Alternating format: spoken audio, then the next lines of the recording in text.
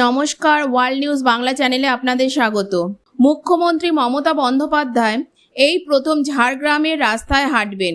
আগামী 6 তারিখ ঝাড়গ্রাম আসছেন মুখ্যমন্ত্রী মমতা বন্দ্যোপাধ্যায়। 6 এবং 7 দুই দিন থাকবেন ঝাড়গ্রামে।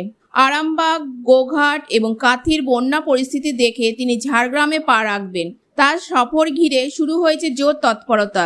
দেশব্যাপী বাঙালিদের ওপর অত্যাচারের প্রতিবাদে মিছিল করবেন মুখ্যমন্ত্রী। ঝাড়গ্রাম শহরের পুরাতন ঝাড়গ্রাম থেকে পদযাত্রা শুরু হবে। প্রায় 3 কিলোমিটার হাঁটা পথে ঝাড়গ্রামের 5 মাথা মোড়ে শেষ হবে এই মিছিল। সেখানেই পথসভার মঞ্চ নির্মাণ হচ্ছে।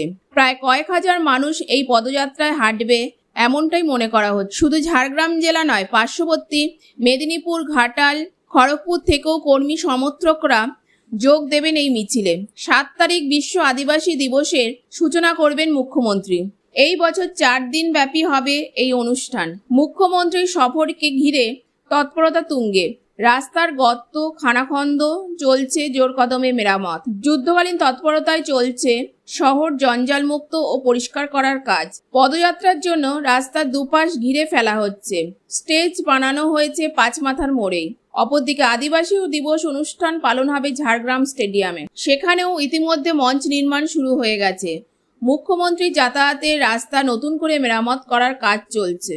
মুখ্যমন্ত্রী সভাতে যাতে ঝাড়গ্রাম জেলার সমস্ত প্রান্ত থেকে মানুষ যোগ দিতে পারেন, তার জন্য গোপীবল্লভপুরের বিধায়ক ডক্টর খগেন্দ্রনাথ মাহাতো সহ বাকি নেতৃত্ব এলাকায় এলাকায় প্রস্তুতি মিটিং করছেন। স্থানীয় তৃণমূল নেতৃত্বের আশ্বাস, 2 দিনের এই কর্মসূচি ঝাড়গ্রামের রাজনৈতিক ইতিহাসে একটি গুরুত্বপূর্ণ অধ্যায় হয়ে উঠবে।